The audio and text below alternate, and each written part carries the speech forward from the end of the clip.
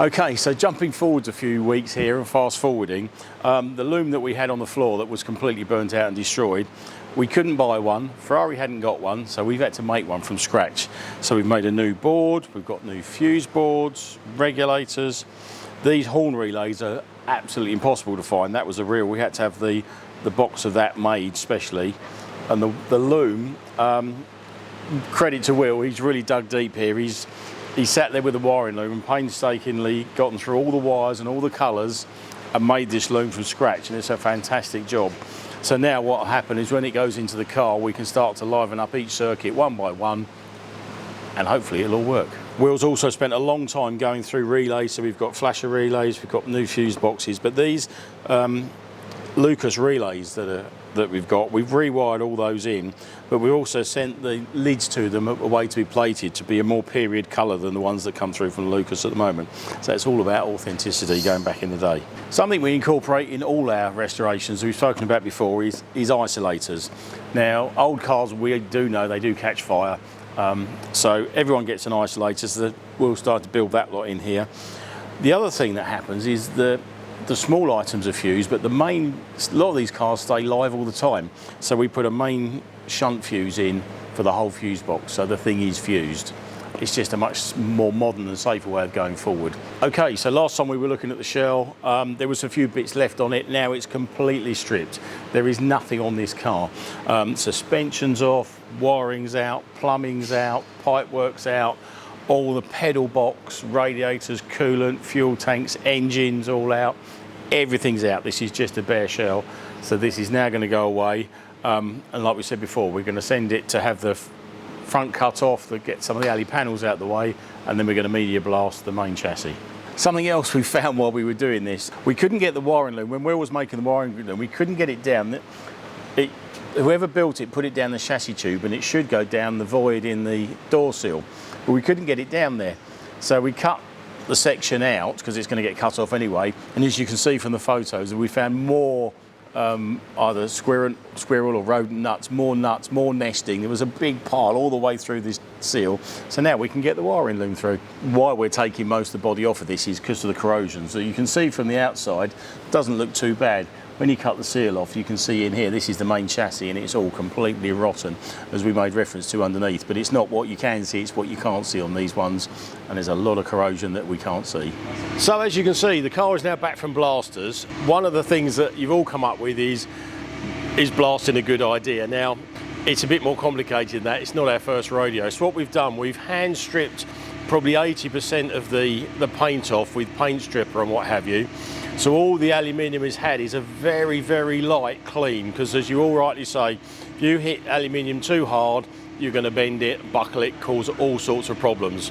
So blasting in the wrong hands can be a bad thing, but blasting in the right hands, and we are very thankful for all the extended Barkerways family that help us do these restorations, whether it's blasting, trimming, chroming, plating. There's a whole army of people that work behind the scenes on these cars that we've worked with for years. So we're now all clean, so to speak. We've got our blank canvas, we've got clean aluminium, we've taken all the rust and the rot out of all the chassis and bits and pieces. So this is the point where we can really say, right, okay, what does this car need? Something's obviously happened here in the line. Looks like he's run into something and caught something. So that's going to need a repair on there. The crucial bit on Dino's is the shape. These are very moving. It's up and down, and the radius and the curves, and this is really good. Okay, we've got some scruffy edges, but scruffy edges we can sort out.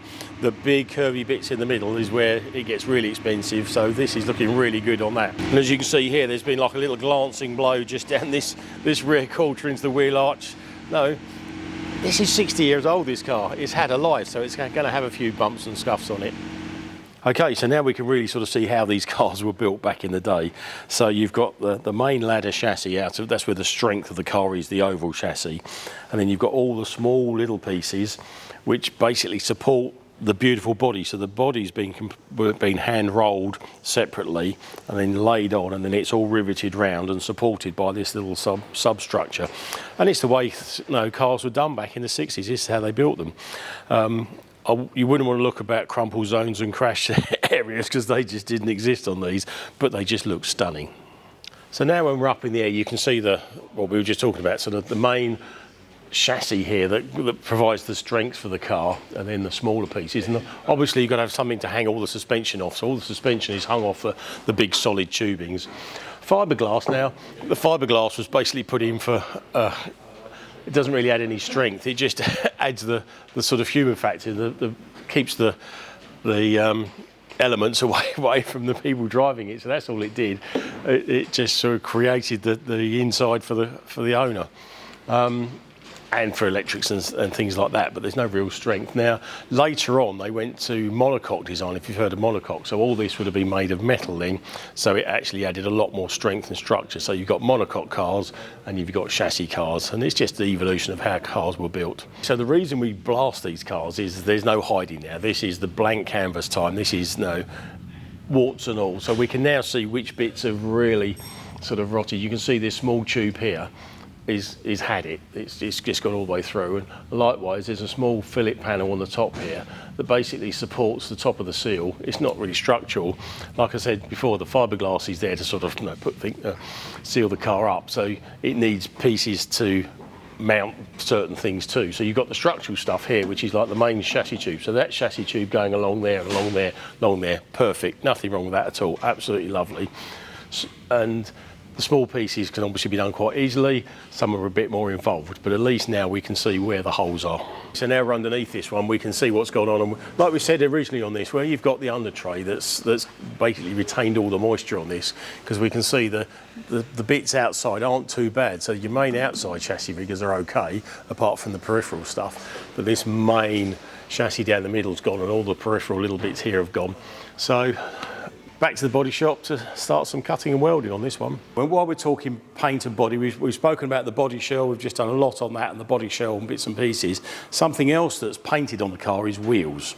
So let's talk wheels. Now, wheel colours, there is not a rail code for real colours. We've had people all around the world going, Ian, you've done so many Dinos, you've done so, can you give me the rail colour for these wheels? And there isn't. Even Matthias, who wrote the compendium, we could not get the rail colour.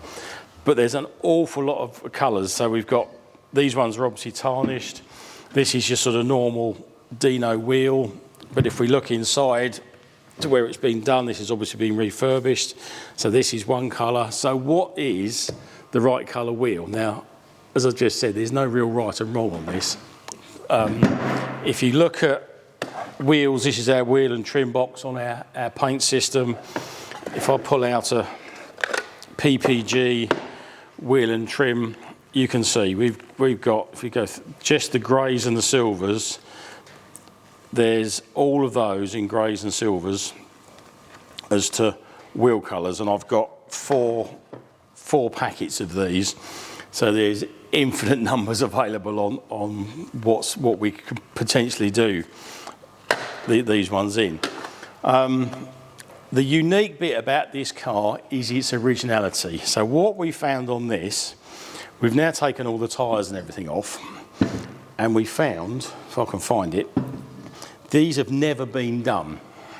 There's a little red sort of stamp there, you can't quite see it. So that's obviously, because if you refurbish these, and sometimes they're powder coated and dipped, if that's been stripped and everything's come off, that would have all gone. So there's another wheel here, so the wheels have still got this red printing on from original. So now you think, right, okay, this is quite unique to find. Whilst the outside of the wheel has been tarnished and seen daylight since 1968, the inside hasn't. And you can see there's a line here where the tyres have been fitted, but the line in the middle is untouched. So we've polished that up. So now we've got quite a unique situation that we know what colour this is. So what we do in this unique situation is we get the paint scanner out. So this is the PPG paint scanner.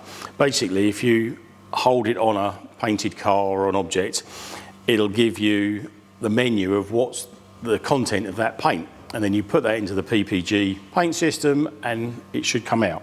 So if we scan that original colour, put it into the paint scheme, it comes up with a colour match, which it has done. So we've now made up this card, and if you hold that card on there, give or take the light, it's pretty close as to what the original colour was.